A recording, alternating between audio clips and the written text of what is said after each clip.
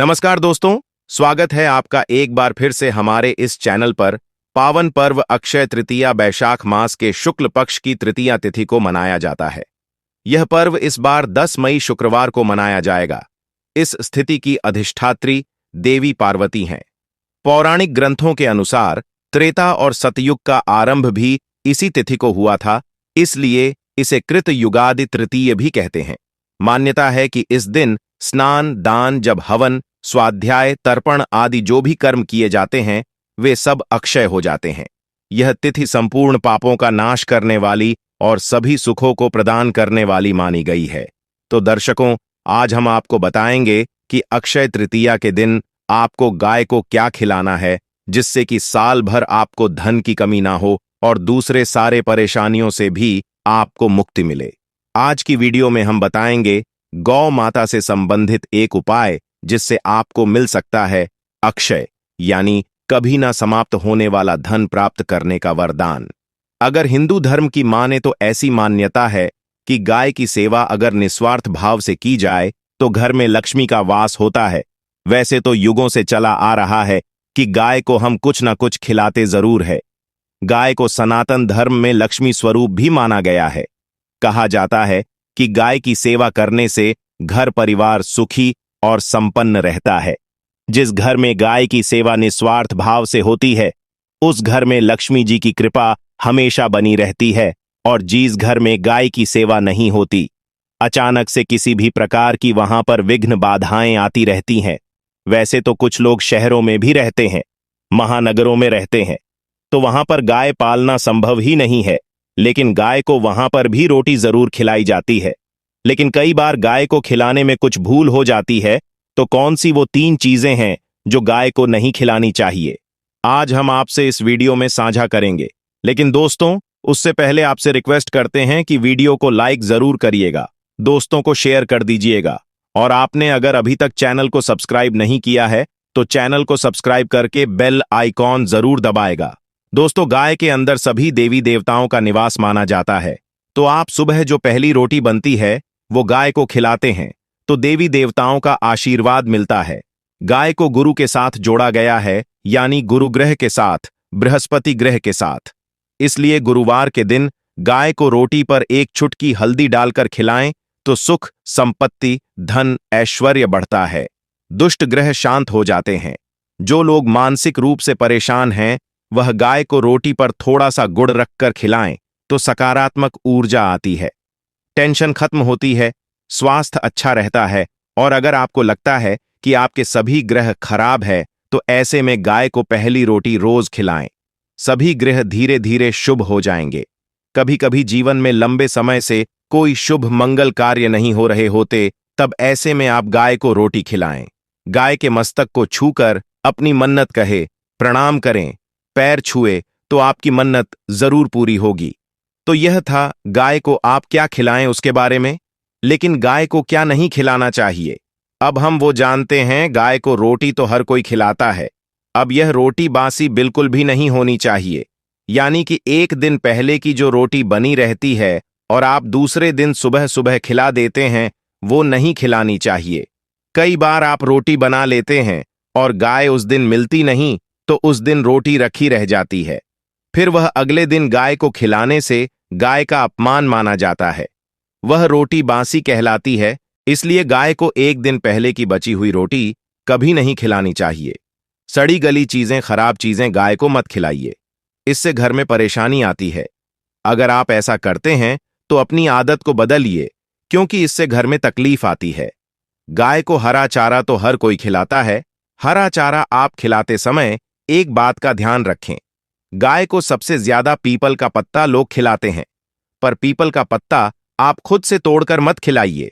दूसरी बात, आप घर में सब्जी लाते हैं तो उसमें साद आ जाता है, तो आप उसमें से अच्छी चीजें तोड़कर रखकर बचा कुचा आप गाय को ना चलाएं।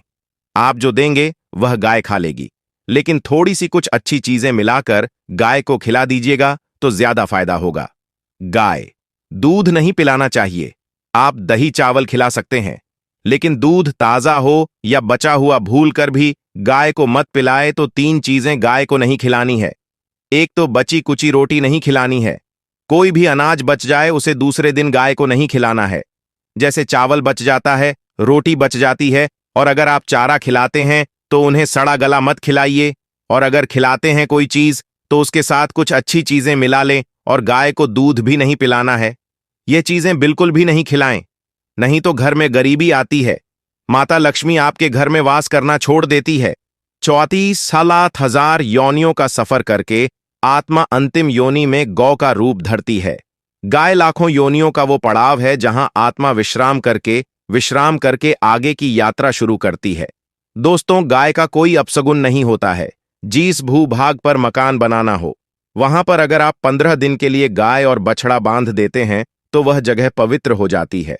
भूभाग से बहुत सारी आंसुरी शक्तियां का नाश हो जाता है, क्योंकि गाय में सकारात्मक ऊर्जा का भंडार माना गया है।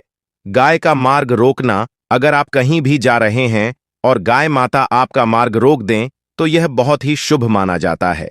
गाय और बछड़े का दर्शन एक साथ आपको हो जाए तो यह आपकी सफलता का प्रतीक माना जाता है।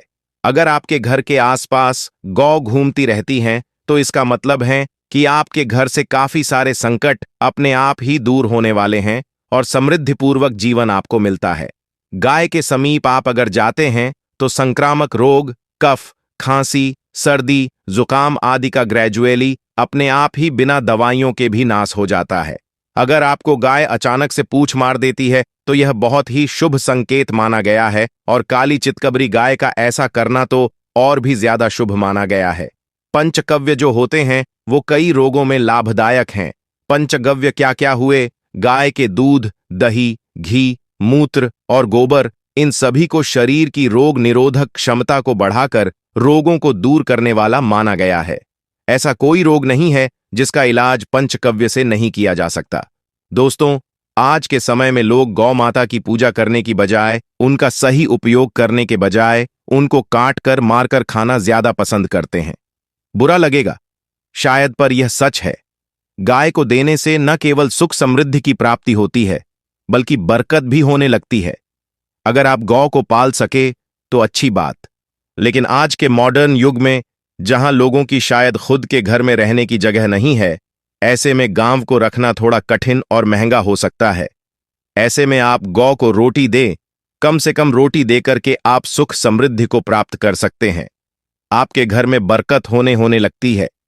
हमारे बुजुर्ग हमेशा से कहते आए हैं कि गाय को रोटी खिलानी चाहिए, लेकिन समय स्थिति के चलते गाय की सेवा हर कोई नहीं कर पाता। लेकिन कम से कम रोटी तो आप खिला सकते हैं। अगर रोटी भी नहीं खिला सकते, जैसे काफी सारे जो हमारे भाई बहन मलेशिया वगैरह में, लंदन वगैरह में बैठे हैं, उनको गाय नहीं मिलती है। वह पूछते हैं हम कैसे गौ सेवा करें। आप ऐसा कर सकते हैं, आप गांव के नाम के पैसे निकालते जाएं, और फिर आप चाहे तो कभी इंडिया आए तो आप गौशाला में दान दे दें, या फिर आप चाहे तो वहीं पर किसी गरीब को गौ की नाम की रोटियां खिलाएं। किसी भी अनाथ आश्रम में चले जाएं, किसी वृद्ध आश्रम में चले जाएं, किसी भी दूसरे सफेद पशु को आप भोजन कराएं। ये भी आपके लिए बहुत अच्छा होने वाला है। कम से कम रोटी जरूर खिलाएं। हमारे देश में कई जगह देखा गया है और कई लोगों का प्रश्न आता है कि हम झूठी रोटी गाय को देते हैं, क्या ये सही है या गलत है? हम झूठा खाना, बचा हुआ खाना गाय को खिलाते हैं, यानी जो बच जाता है वो गाय के हवाले कर दिया जाता है। तो आपको बता दें, रामायण काल में गौ माता को एक श्राप मिला था। उसी की वजह से आज उनके साथ ऐसा हो रहा है। उसी श्राप की वजह से गौ माता में देवी देवताओं का वास होने के बाद भी उनको झूठा खाना पड़ता है। यहां तक कि पॉलीथीन भी खाते हैं, हालांकि किसी भी लिहाज सही नहीं है। आपको बता दें, वाल्मीकि रामायण में सीता द्वारा पिंडदान देकर दशरथ की आत्मा को मोक्ष मिलने का संदर्भ आता है। जो लोग जानते होंगे वो जानते हैं कि वनवास के दौरान भगवान राम, लक्ष्मण और सीता प्रीत पक्ष के दौरान श्राद्ध करने के लिए गया। धाम पहुंचे, वहां श्राद्ध कर्म करने के लिए जरूरी सामग्री जुटाने के लिए राम और लक्ष्मण तो चले गए और सामान लेकर नहीं आए। इधर दोपहर हो गई, पिंडदान का समय निकलता जा रहा था। सीता मां घबराने लगी, तभी दशरथ की आत्मा ने पिंडदान की मांग कर दी। अब गया जी के आगे फाल्गु नदी पर अकेली सीता जी मुश्किल में पड़ गई। उन्होंने फल्गु नदी के साथ वट वृक्ष, केतकी के फूल और गाय को साक्षी मानकर बालू का पिंड बनाया और स्वर्गीय राजा दशरथ अपने ससुर के निमित्त पिंड दान कर दिया। थोड़ी देर में भगवान राम और लक्ष्मण जब लौटे तो उन्होंने कहा कि समय निकल जाने के कारण मैंने पिंड दान कर दिया। बिना सामग्री के पिंड दान कैसे हो सकता है? इसलिए राम जी ने सीता मां से प्रमाण मांगा। तब सीता माता ने कहा कि जो फल्गु नदी के रेट है, केतकी के फूल है, गाय है और वट वृक्ष है, जो मेरे द्वारा किए गए श्राद्ध क्रम की गवाही दे सकते हैं। इतने में फल्गु नदी, गाय और केतकी के फूल तीनों इस बात को मुकर गए। उन्होंने कहा, सीता मां झूठ बोल रही है, सिर्फ वट वृक्ष ने सही बात कही।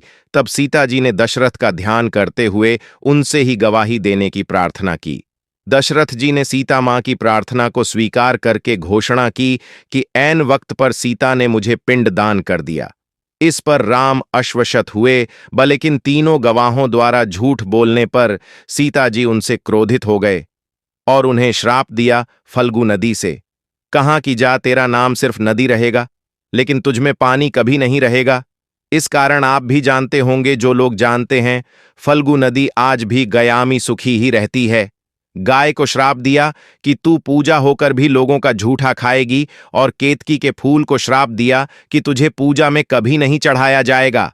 वट वृक्ष को सीता मां ने आशीर्वाद दिया कि उसे लंबी आयु की प्राप्ति होगी और दूसरों को छाया प्रदान करेगा, तथा प्रतिव्रता स्त्री तेरा स्मरण करके अपने पति की दीर्घ आयु की कामना करेंगी। यही कारण है कि गाय को आज भी झूठा खाना पड़ता है। केतकी के फूल को पूजा से निषिद्ध बताया गया है। फल्गु नदी के तट पर जल नहीं है। सीता कुंड में पानी के अभाव में सिर्फ बालू या रेत में पिंडदान किया जाता है। दोस्तों, शास्त्रों के मुताबिक गौ माता में सारे देवी देवता निवास करते हैं। 33 कोटि देवी देवता और पितृ का निवास होता है। अगर आप भी किसी मंदिर में नहीं जा सकते, पूजा पाठ नहीं करते हैं, कहीं जाकर के ग्रह दशाओं का उपाय नहीं कर सकते हैं, तो आपको गाय को एक रोटी जरूर लेनी चाहिए। हमेशा कहते हैं, पहली रोटी गाय की अगर आप भी खिलाते हैं तो दुनिया के सारे सुखों को प्राप्त कर सकते हैं। आपने अक्सर ही सुना होगा कि रसोई में पहली रोटी जो बने वो गाय को दे देनी चाहिए। हर रोज गाय को एक रोटी देने से आपके जीवन के सभी दुख दर्द दूर हो जाते हैं। खाना बनाते वक्त हमेशा पहले एक रोटी गाय की निकाल दे, इसके बाद ही परिवार के बाकी सदस्यों के लिए आपको रोटियां सेकनी चाहिए। कोशिश करनी चाहिए कि गाय की उस रोटी में थोड़ा सा हल्दी मिला दें। इससे गाय को रोटी खिलाने का अपार फल प्राप्त होता है। अगर गुरुवार का दिन हो, लोई ले ले, स्नेह हुए आटे की छोटी सी लोई बना ले और उसमें हल्दी मिलाकर गाय को खिला दे। आपके जीवन में सुखता आती है, वैभव आता है, धन संपत्ति का वास होता है। आप जो भी हासिल करना चाहते हैं जिंदगी में, तो आप देखेंगे कि तुरंत आपको मिनटों में वह हासिल हो जाता है। इसी तरह से आपको नमक का एक उपाय बताते हैं। नमक क्या है? नमक के बिना तो हर स्वाद अधूरा है। साथ ही साथ अगर नमक ना हो, जीवन में तो स्वाधीन हो जाता है। जितना हम खाने में नमक को इंपॉर्टेंट मानते हैं, उतना ही ज्योतिष में नमक को इंपॉर्टेंट ही माना जाता है और इसे कर्ज की वस्तु माना गया है। किसी का नमक खाने का अर्थ क्या होता है? उसका कर्जदार होना आपने सुना ही होगा। नमक का कर्ज अदा करना है। इसलिए अगर आप जीवन को सुगम बनाना चाहते हैं, सरल बनाना चाहते हैं, तो नमक का एक आसान का प्रयोग आपको आज हम बताएंगे। आप देखिए कि कितने आपको पॉजिटिव परिणाम मिलते हैं, और ये इतना आसान है कि इसके लिए आपको अतिरिक्त मत्साकट करने की कोई जरूरत नहीं है। आपको अपने घर में सबसे पहली रोटी लेनी है और उस पर थोड़ा सा नमक रख दे। अब आप पूछेंगे कि कौन सा नमक रखे तो सबसे बेस्ट है? आप सादा नमक, ढेली वाला नमक, सस्ता नमक जो भी है वो रखे। काला नमक नहीं रखना है, आपको सफेद नमक ही रखना है, तो नमक रख ले और फिर इस रोटी को किसी का पीला गाय को आपको दे देनी है। कपिला का यानी कि सफेद रंग की गाय को आपको खिला देनी है। यदि आपको कपिला यानी कि सफेद गाय नहीं मिलती है, तो आप ये रोटी किसी भी गाय को खिला दे। मगर यदि आपको कोई ऐसी गाय दिख जाए, तो सबसे पहले सफेद गाय को ही खिलाना। रेफर करें। आपको बता दें दोस्तों, यह उपाय आपकी हर समस्या को जड़ से दूर कर देता है। चाहे आपके घर में कोई बड़ी कलह हो, कोई पारिवारिक वाद विवाद हो, इस उपाय को करके आपके घर में सुख समृद्धि का वास होता है। जो भी धन की कमी हो, बच्चों की पढ़ाई हो, करियर में सफलता हो, सभी मुश्किलें आपके जीवन की दूर होने लगती हैं। लेकिन गाय को रोटी देते वक्त मन में ऐसा कोई भाव ना लगाकर रखें कि हम रोटी खिलाते हैं या फिर हम बहुत बड़े दानी हैं। अन्यथा इस स्थिति में पुण्य फल की प्राप्ति होना संचय वाली स्थिति देता है।